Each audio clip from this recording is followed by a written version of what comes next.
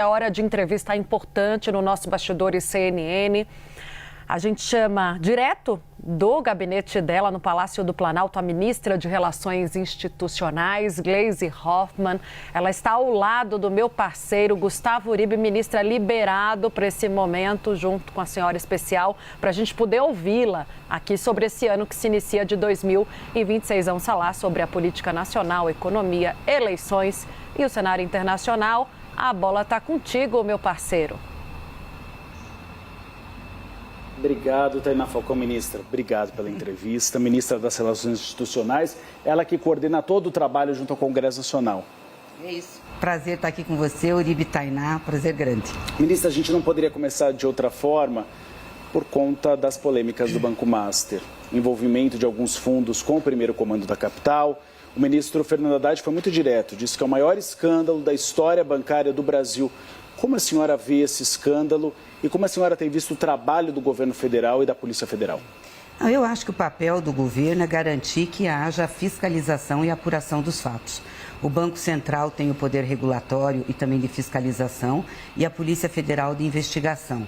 E eu tenho acompanhado, essas duas instituições têm feito o seu trabalho. Então precisamos que tudo isso seja devidamente apurado, dentro do devido processo legal e que os responsáveis sejam punidos. O Congresso Nacional, o PL, alguns membros do PSOL têm defendido uma CPMI do Banco Master no Congresso Nacional. Como o governo federal vê essa possibilidade? O presidente Lula apoia ou ainda não se debruçou sobre esse tema? Não, CPMI são prerrogativas do Congresso, não cabe avaliação do governo ou decisão do governo, é o Congresso que decide. De novo, ao governo cabe o seu papel de fiscalizar e de apurar os fatos, e ele vem fazendo isso. Isso que é importante a gente entregar à população. Tainá Falcão. Ministra, queria falar um pouquinho mais ainda antes da gente girar os assuntos sobre Master. O que se fala e o que a gente ouve aqui em Brasília é que o mundo político se sente pressionado pelo caso Master e eventuais revelações que possam ser feitas sobre a relação dos investigados com diversos quadros de vários espectros políticos. O presidente Lula teme um avanço sobre quadros do governo? Isso já foi discutido internamente entre o presidente, seus principais ministros, a senhora, por exemplo, e outros integrantes do governo federal? Não, Tainá, nunca discutimos sobre isso, não. De novo, eu acho que o papel do governo, e é isso que o presidente tem conduzido, é de investigar esse processo. E envolva quem envolver, tem que responder se tiverem dado causa a uma situação dessas. Então, não cabe a nós ou a ele ter medo ou ter receio ou querer discutir isso. Ele nunca tratou disso conosco e sempre o que eu vejo as orientações em termos de governo é para que o Banco Central e a Polícia Federal cumpram o seu papel. A senhora considera que a questão do Banco Central com o Tribunal de Contas da União está pacificada? Parece que sim, né? Os presidentes fizeram a reunião, parece que foi tudo acertado, vai ter a fiscalização, então acho que está resolvido. Eu vou chamar o Matheus Teixeira, nosso analista de judiciário, que estreou hoje no Bastidores CNN, para participar da entrevista. Boa tarde, ministra. Obrigado pela atenção de receber o Gustavo Uribe, nos receber nessa entrevista. E eu queria insistir só um pouquinho mais na linha do que vem falando nossos colegas aqui na entrevista. A gente sabe que um dos principais ativos do Banco Master vinha do ex-sócio Augusto Lima, que tinha feito o Cred Sexta, um programa de crédito na Bahia e que era, portanto, isso aconteceu no governo do Jacques Wagner, líder do governo do Senado, e de Rui Costa, que é o chefe da Casa Civil. Portanto, queria insistir se o governo vê algum risco disso dominar o debate eleitoral nesse ano e, eventualmente, respingar no presidente Lula. E, para complementar, eu queria também fazer uma pergunta: como vocês estão vendo a questão do Supremo nessa polêmica do Banco Master? Acham que isso pode, de alguma maneira, desgastar o tribunal que, nos últimos anos, foi tão importante aí, foi próximo do governo, tem essa ofensiva contra o ex-presidente Jair Bolsonaro, que é um adversário do presidente Lula? Queria que a senhora comentasse um pouquinho para a gente, por favor. Obrigado, ministra. Olha, de novo, nós não fizemos essa discussão no governo. Eu, particularmente, acho que isso não afetará. Ontem também saiu a notícia que uma das pessoas presas, depois solta, mas teve documentos apreendidos, foi um dos maiores doadores individuais da campanha do Bolsonaro e do Tarcísio. Então, quer dizer, se for entrar nessa politização, isso não interessa ao Brasil, às pessoas. O que interessa é que os responsáveis sejam responsabilizados, ou seja, paguem pelo que fizeram, sejam eles do mundo da política, sejam eles do mundo do sistema financeiro. Que, aliás, essa situação do Master não é única na história do Brasil, nós já tivemos outras situações de bancos. Isso mostra a fragilidade também do sistema financeiro. Então, eu acho que é sobre isso que a gente tem que atentar. Eu espero que todas as investigações sejam feitas, as apurações, e a quem atingir, as pessoas vão ter que responder. Sejam elas do mercado financeiro, sejam do mundo da política, sejam de onde vierem. PEC da Segurança Pública é uma das orientações do presidente Lula para o novo ministro da Justiça. A senhora acredita que há ambiente no Congresso Nacional para aprovação desse ano? Olha, nós temos conversado muito com o presidente Hugo Motta e também com os líderes, porque é uma prioridade nossa, né? Até o nosso líder Guimarães me perguntaram que ele falou que estava difícil, tinha subido no telhado, mas ele estava muito preocupado com o relatório, porque, de fato, o relatório apresentado, né, pelo deputado Mendonça não é um relatório que contemple as expectativas que o governo tinha. Porque o que nós queremos com a PEC da segurança? Que as finalidades, as funções de cada ente, né, sejam bem descritas, estejam bem colocadas, para que não haja concorrência de competência e problemas entre os entes federados. Até porque isso é uma condição básica para se criar uma Secretaria Nacional de Segurança. Senão nós vamos ter mais problemas do que soluções. Então a gente espera conversar com o deputado Mendonça, com os líderes, propor, né, as adequações. O ministro Wellington está disposto a isso e vai ser uma prioridade nossa, sim. Tainá Falcão. Era justamente isso que eu queria ouvir, ministra. Eu vou pedir um detalhamento maior sobre a posição hoje do Planalto. A gente tem ouvido muito isso mesmo. Até uns dias atrás trouxemos a informação de integrantes do governo dizendo que a PEC aí não seria uma prioridade, né? No Congresso Nacional a gente viu, a senhora bem citou, as mudanças se diferenciando muito do texto do projeto enviado pelo governo. No Planalto há uma ideia que é essa, de terem desfigurado demais essa proposta no Congresso Nacional. Para ficar claro, ministra, o governo vai aceitar aprovar dessa forma, se não conseguir mexer mesmo, é melhor aprovar do que não aprovar? E ainda sobre a Secretaria de Segurança, o presidente Lula, se aprovada a PEC, vai desmembrar o Ministério da Justiça ou é algo que vai ficar eventualmente para um próximo mandato? Bom, Tainá, tudo depende do tempo. Obviamente que a gente tinha uma expectativa que a PEC fosse aprovada antes, até mesmo antes do projeto antifacção. Não aconteceu. Nós temos críticas ao texto. Nós não queremos que se aprove de qualquer jeito. Nós queremos que aprove-se uma PEC, uma emenda constitucional, que realmente ajude a gente a resolver ou ir resolvendo os problemas da segurança pública, dando a cada ente federado a sua responsabilidade. Então, nós queremos conversar com o relator, conversar com os líderes, para deixar o texto mais adequado possível. Então, nós não queremos que aprove qualquer texto, nós queremos aprovar um texto que pode ser modificado, aquele que o governo mandou, mas tem que ser mediado. Então, nós vamos trabalhar para isso. E eu espero que o Congresso Nacional responda com celeridade. E o presidente Lula tem falado que, uma vez aprovada a PEC, e a gente também podendo, junto com o Congresso, acertar as fontes de financiamento de um programa de segurança pública nacional, ele vai criar um ministério. Criaria um ministério ainda nesse mandato? Eu acho que isso tudo depende do tempo, né? Tá. Obviamente, se o Congresso for deixar para aprovar no segundo semestre, aí fica muito difícil você operacionalizar. Mas eu acho que se for no primeiro semestre, pelo que eu entendi do presidente, sim. Ou então não está descartada a criação do Ministério da Segurança Pública? Não está descartada. Falando sobre pauta legislativa, a senhora já conversou com o presidente Lula? Quais são as prioridades? A escala 6x1 é possível aprovar nesse ano? Eu acho que é, sabia, Uribe?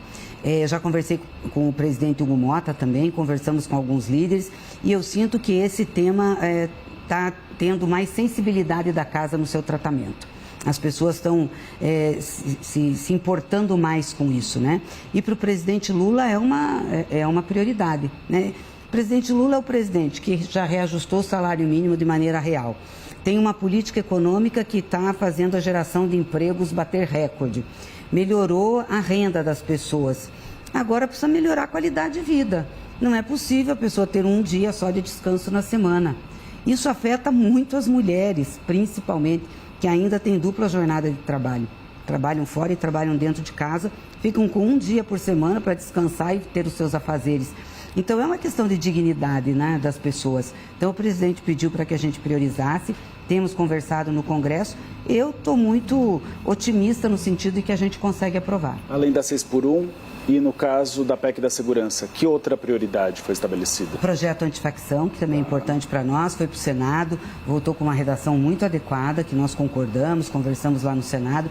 Eu acho que se der para a Câmara aprovar dentro dessas diretrizes vai ser ótimo, que vai dar ao governo federal instrumentos de combate ao crime organizado do andar de cima, né? Porque a gente precisa combater o crime organizado territorialmente, como se faz, mas nós precisamos combater o andar de cima, a lavagem de dinheiro, a utilização do sistema financeiro, como a gente já viu nessa operação Carbono Oculto pelo PCC. Então, nós precisamos desses instrumentos para poder fazer essa ação de forma mais eficaz e também preventiva. A medida do gás que nós temos lá, que vence agora em fevereiro, mas eu não vejo grandes problemas, e tem também o dos trabalhadores em plataforma, que o Boulos tem conduzido junto com o ministro Marinho, que para nós também é uma prioridade. Tainá Falcão. É daí, ministra, já levantou a bola que eu vou cortar. Eu queria saber sobre esse projeto. Recentemente, eu e o Uribe trouxemos uma apuração aqui no jornal sobre uma investida do governo na retomada do recesso parlamentar ali nas figuras, né, da senhora, do ministro Guilherme Boulos, para que esse projeto seja aprovado, né, a regulamentação do trabalho por aplicativos, então, na retomada do Legislativo. A gente foi na outra ponta, perguntou ao Hugo Mota, presidente da Câmara, ele evitou se comprometer, disse que é muito importante, mas que é preciso ainda negociar com todos os lados. Qual é a chance real, na sua avaliação, dessa proposta ser aprovada? Se não aprovada, ministra, qual é o plano B? O governo vai enviar uma medida provisória? Não, então, obviamente que tem uma resistência grande dos aplicativos em aprovar uma regulamentação. Mas tanto o ministro Marinho como o ministro Boulos têm conduzido essas negociações, inclusive com os aplicativos, sentando, conversando, e a gente vai conduzir também no Congresso Nacional. Eu também vejo de forma otimista a gente aprovar alguma legislação em razão disso, porque também é muito sofrida a vida do pessoal que trabalha nos aplicativos, né? Sem os direitos, sem horários, é muito sofrida, não dá para ser assim. Então, a gente também tem que avançar para que a vida dessas pessoas melhore. Uma das formas é regulamentar um pouco esse trabalho. Então, eu acredito que com bastante diálogo a gente consegue avançar. Ministra, falando um pouco sobre Jorge Messias, indicado do presidente Lula ao Supremo Tribunal Federal. Quando a mensagem vai ser protocolada e quando a senhora espera a aprovação do nome dele pela CCJ? Tem data para a sabatina sendo discutida? Não, nós não temos discussão de data, o Congresso não nos informou. Eu penso que o presidente deve enviar a mensagem, não conversei sobre isso com ele, mas deve enviar logo que os trabalhos do Congresso retornem. Fevereiro. Em fevereiro, né? Não adianta mandar no recesso, não tem utilidade alguma. E aí vamos começar a conversar, tanto na CCJ como com o presidente Davi Alcolumbre, para a gente acertar um calendário. Tem algum ruído ainda com Davi Alcolumbre? Não, o presidente já conversou com o presidente Davi, já tiveram um encontro. Eu acho que é uma questão de tempo, de conversa mesmo, para que a gente possa avançar. Tainá. Ainda sobre Messias, ministra, para deixar claro, né, a gente está ouvindo as duas pontas aqui o tempo inteiro, inclusive recentemente também trouxemos uma apuração sobre um encontro antes do recesso do presidente Lula, recebeu o presidente Davi Alcolumbre do Planalto, né, ali o que a gente ouve dos auxiliares do presidente é que ficou tudo bem. Já da parte do Davi Alcolumbre, do Senado, do presidente do Congresso, não. Me dizem que a relação não está azeitada. Tá ou não tá, ministra? O Senado voltou a dialogar normalmente ali na figura, claro, do presidente Davi Alcolumbre com o Executivo. Como é que a senhora espera que essa relação seja retomada a partir de fevereiro? E por quê? A que a senhora atribui esse ruído tão grande em torno da escolha do presidente da República pelo nome indicado ao Supremo? Não, primeiro é importante deixar claro que é uma prerrogativa do presidente escolher a indicação para o ministro do Supremo, assim como para vários outros órgãos que precisam de sabatina do Senado da República, como também é uma prerrogativa do Senado aprovar ou não, gostar ou não do nome, mas sempre tem que ter razões técnicas para isso. Em relação ao presidente Davi Alcolumbre, uma pessoa que nós temos muito respeito, gostamos muito, de parte do governo, estamos ok. Eu acho que a conversa com o presidente foi boa. Do ponto de vista de outros temas, a gente tem encaminhado, já falei algumas vezes com o presidente Davi, não vejo problemas em relação a isso. Se ainda há problemas em relação à nomeação do Messias, eu acho que são superáveis. Eu acho que a gente tem que trabalhar, conversar. É o diálogo que vai garantir o avanço aí. Tainá tem uma pergunta a respeito de feminicídio, né, Tainá? Claro, né, ministra? Interessa a todas nós mulheres, a sociedade. É preciso um engajamento amplo dos homens, inclusive a conscientização de todo mundo. A gente está vivendo, ministra, uma epidemia de feminicídio, não tem outro termo, né, para se referir a tantas mortes, a esse ódio propagado contra as mulheres. Tenho ouvido bastante também aí nos bastidores do Planalto que é prioridade para o governo, tem algumas ações sendo pensadas. Eu queria que a senhora expusesse para a gente como é que a senhora entra, né? A senhora, como mulher, a única no Palácio do Planalto, com voz ativa no governo, entra nessas ações, né? O que vai sair de concreto de enfrentamento ao feminicídio? Então, Tainá, você tem razão, é uma tragédia o que a gente vive, né? Você liga a televisão, tá sempre lá uma notícia de uma mulher que foi morta. E da maneira mais bárbara, muitas vezes. É muito triste ver isso. E o presidente Lula colocou como uma prioridade o enfrentamento ao feminicídio. Quero aqui ressaltar muito o papel da Janja, da nossa primeira-dama, que tem militado muito na causa das mulheres e que tem também ajudado a influenciar muito o presidente no sentido de priorizar temas como esse. E a gente fica muito feliz com isso, porque a voz do presidente ecoa de maneira muito forte. E aonde ele tem falado, ele tem colocado esse tema. E em dezembro ele teve uma iniciativa, junto com Janja, de chamar os representantes de todos os poderes para firmar um pacto de enfrentamento ao feminicídio. Porque nós temos um pacto no âmbito do Poder Executivo, dirigido pelo Ministério das Mulheres, com as ações do governo. Só que a gente precisa ações do Judiciário, a gente precisa ações do Congresso, Ministério Público. É um conjunto de atores, estados e municípios, conjunto de atores que precisam estar de forma integrada, atuando para combater. E os poderes aceitaram, então agora, no início de janeiro, nós já fizemos 2 reuniões, junto com a primeira-dama, junto com os nossos ministérios, Ministério da Mulher, para acertar os termos do pacto. Já fizemos uma primeira conversa com os poderes e a gente acredita que até semana que vem a gente deve fechar os termos desse pacto.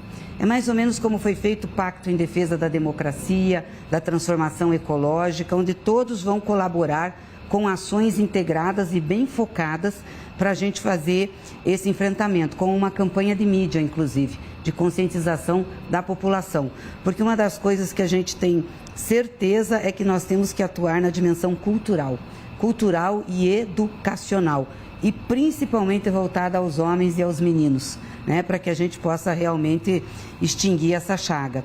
E a gente espera que na primeira semana de fevereiro, com a volta, com o retorno dos poderes, a gente possa lançar esse pacto e começar uma campanha muito ostensiva com a participação de todos para enfrentar esse tema. Inclusive tem até um material, né, do governo que tem sido feito de feminicídio zero. Isso, o governo já trabalha, né, com um material feito pelo Executivo, falando sobre isso. Tem o Ligue 180, que as mulheres denunciam, mas eu acho que uma campanha dessa dimensão dos poderes é importante para a conscientização da sociedade e também para que a gente faça com que, por exemplo, todo o Poder Judiciário possa ter uma ação unificada nesse sentido. O Legislativo nos ajudando com os legislativos estaduais e municipais. E nós, do Executivo, na mobilização de prefeitos, governadores, para que também entrem nesse processo. Então, realmente, o lançamento do pacto, ele vai ser o carro-chefe para que a gente mobilize a sociedade e a institucionalidade. Ministra, gostaria que a gente falasse um pouco do cenário internacional, Donald Trump, a captura de Nicolás Maduro, o avanço sobre o petróleo venezuelano. Como a senhora tem visto as ações do presidente americano em relação à América do Sul e à América Latina? Olha, nos preocupa... espirrar aqui. Nos preocupa muito essa atuação e essa forma como Trump vem tratando a América Latina, né? Porque o que nós vimos na Venezuela foi uma intervenção. Entrar em território nacional, tirar um presidente, intervir no processo, é algo muito grave, né? Que depõe contra a autonomia dos países. Nós sempre defendemos a autodeterminação dos povos, cada povo conduz o seu destino, e isso muito perto de nós, que nunca tinha acontecido, né? Com todas as ameaças. Então, tudo que nós não queremos para o nosso continente são guerras, são conflitos. Nós não queremos viver o que o Oriente Médio vive, e já viveu muito mais, inclusive por ações dos Estados Unidos. Nós queremos paz, nós somos um continente de paz, pacificado, e queremos que cada país seja dono do seu destino. Claro, com parcerias, com conversas, com negociações, como o Brasil faz, né? O Brasil recentemente passou por um processo desse, né, de constrangimento pelos Estados Unidos, foi firme, não abriu mão da sua soberania, não abriu mão do seu processo judiciário interno, processo político, mas também soube negociar. Então é isso, é a nossa forma de atuar. Então nos preocupa sim, a gente tem, o presidente Lula tem falado disso, tem colocado sempre que precisamos ter paz no nosso hemisfério. Nós tivemos agora 2 atuações do governo norte-americano que, conversando com fontes do Palácio do Itamaraty, demonstraram preocupação. A primeira foi principalmente a questão dos vistos. Você começar a cancelar os vistos, foi confirmado pela Fox News, de brasileiros para trabalharem nos Estados Unidos, atuarem nos Estados Unidos. O segundo ponto foi pelas relações com o Irã, a possibilidade de uma tarifa de 25%. A senhora considera que, se for necessário, o presidente Lula liga para Donald Trump para tentar evitar esse cenário? O presidente não tem problema nenhum de ligar para o Donald Trump, já ligou e já conversou várias vezes. Se tiver uma necessidade, obviamente que vai fazê-lo. São ruins essas ações dos americanos, né? Sobre taxar, porque você tem negócio com outro país. Quase que todo mundo tem negócio com o Irã no planeta, então é muito ruim, mesmo a questão dos vistos, mas isso é a política do Trump. Aliás, o Trump tem uma política de segurança, uma estratégia de segurança nacional para os Estados Unidos, que ele diz exatamente isso. Que é a doutrina Monroe. Que é a doutrina Monroe, que é o corolário Trump, né? Renovada por Trump, pior do que era. Ou seja, eles são contra qualquer migração. O negócio não é fazer organizado, é não ter. E eles cobram, inclusive, nesse documento, que os países cuidem de seus povos para que não migrem. Então, é a cabeça do Trump. Se nós não entender que ele está pensando assim, que isso é um projeto, a gente vai ficar com dificuldade de enfrentar essa situação. Eu acho que nós temos que sempre reafirmar as nossas posições, né, e a nossa estratégia de desenvolvimento nacional. Acho que é isso que cabe ao Brasil, sem deixar que a nossa soberania seja atingida. Tainá Falcão. Ministra, tem um assunto aí pairando também aí no Planalto. O presidente Lula pela primeira vez falou sobre isso, estava lá no café da manhã, sobre o envolvimento, né, o suposto envolvimento do filho dele, o Fábio Luiz, o Lulinha, com as fraudes do INSS, com uma pessoa ali que participou das fraudes, né, o careca do INSS. Ele disse, se tiver filho meu envolvido, será investigado. É um assunto incômodo para o governo, como é que ele deve ser tratado, especialmente em ano eleitoral, como eu disse, né? Um assunto que tem potencial de desgaste político para o presidente que vai para a reeleição, ministra. E quando ele fala em investigação, junto à Polícia Federal, é um aval ali, um sinal verde também para que haja eventualmente uma convocação do filho dele na CPMI, porque até agora os convites não foram aprovados, porque o governo tem maioria, né? E conseguiu rejeitá-los. Olha, Tainá, primeiro dizer o seguinte, que o que o presidente disse é a forma como nós temos conduzido todo esse processo de investigação sobre essas fraudes do INSS.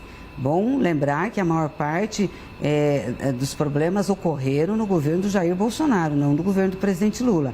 Quem iniciou a investigação foi o nosso governo, foi a CGU, depois a Polícia Federal. Investigou e assim que nós soubemos de tudo isso, já tomamos todas as medidas. Hoje, praticamente, quase todos os aposentados que foram lesados já tiveram seu dinheiro devolvido. E a Polícia Federal continua investigando e continua levantando, continua prendendo, continua tendo mandado de apreensão e busca. Enfim, o governo nunca interviu nisso. Então, seja quem for, acho que o que o presidente falou continua falado e é a nossa linha. E a nossa linha também na CPMI. O problema da CPMI é o grau de politização, porque daí também é seletiva, né? Não quer investigar ninguém do outro lado, do Jair Bolsonaro. Um monte de requerimentos lá que nós também apresentamos, então vamos investigar a todos e isso também não é aprovado.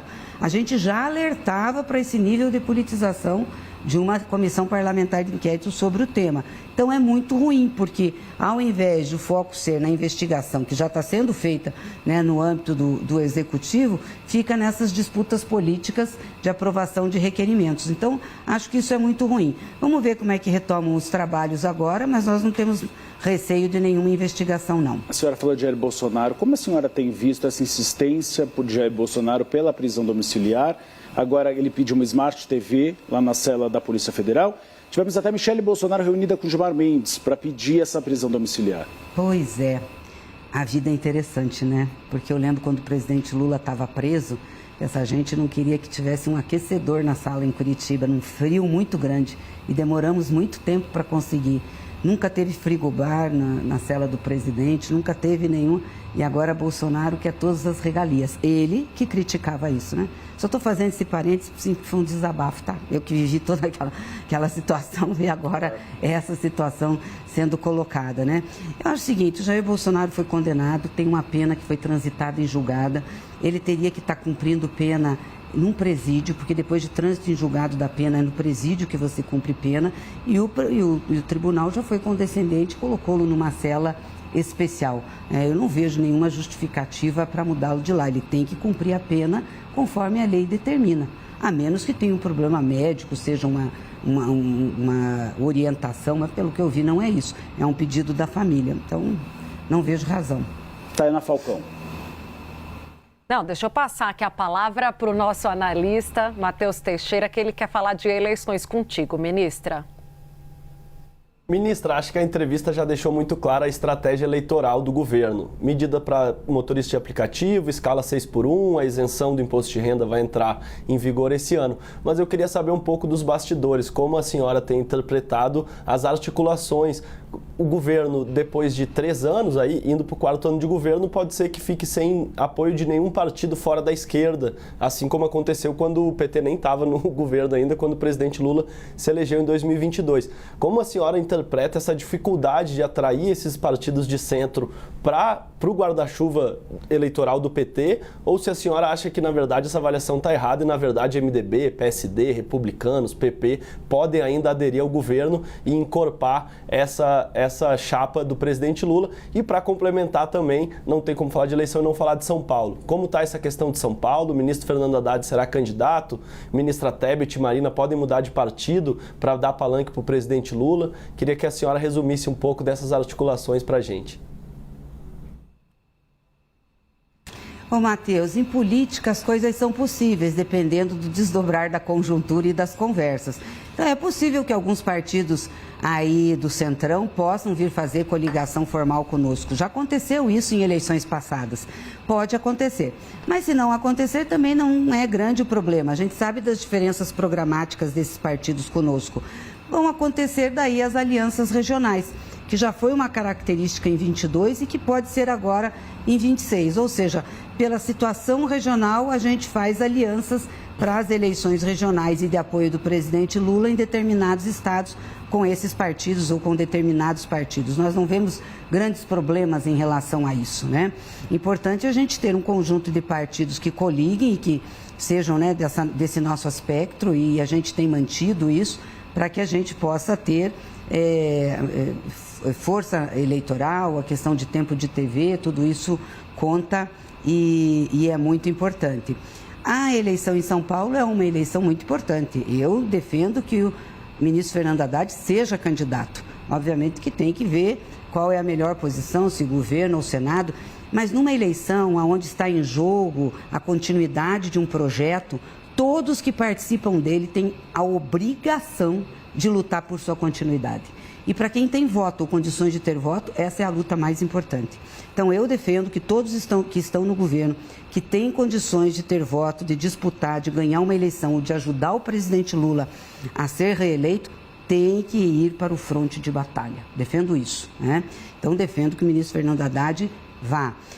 Tem essa discussão da ministra Simone Tebet com a ministra Marina. A ministra Marina deve entrar no PT, mas aí tem que fazer uma discussão também qual seria a melhor posição dela nesse jogo da política, né? Se um cargo majoritário, um cargo proporcional, assim como a ministra Simone Tebet, que é de um outro partido, do MDB. Eu vejo com muito bons olhos a Simone, por exemplo, ter uma disputa eleitoral em São Paulo. Acho que seria. E aí bom. Ela indo para o PSB, eventualmente? Não sei, eu não conversei com ela, só estou dando minha opinião, ela vai ficar brava comigo. Só estou dando minha opinião, que eu vejo com muito bons olhos, né? Aí teria que ver se o MDB concorda ou não concorda, se ela toparia mudar de partido, mas ela é um ativo político muito importante, né? Saiu da eleição com esse ativo político, uma pessoa que teve um papel importante nesse processo todo, e eu acho que, assim, como eu estou dizendo, temos que ir para o fronte. Quem está defendendo a continuidade desse projeto tem que lutar por ele. A ministra tem muitos compromissos, precisa sair da entrevista. Eu vou deixar a Tainá Falcão fazer a última pergunta sobre a eleição.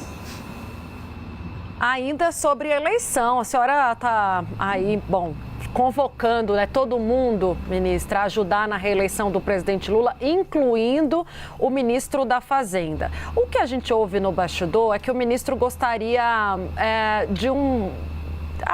de negociar, eventualmente, que em 2030 ele venha como candidato. É tratado ali como favorito, né, para suceder o presidente Lula, natural, mas que isso seja acordado, né, para que ele vá eventualmente para o sacrifício, se assim for, para essa eleição de São Paulo que ele tanto resiste, ou que numa retomada de um próximo governo ele ocupe uma outra posição, saindo da Fazenda agora, vá se tornar ministro da Casa Civil.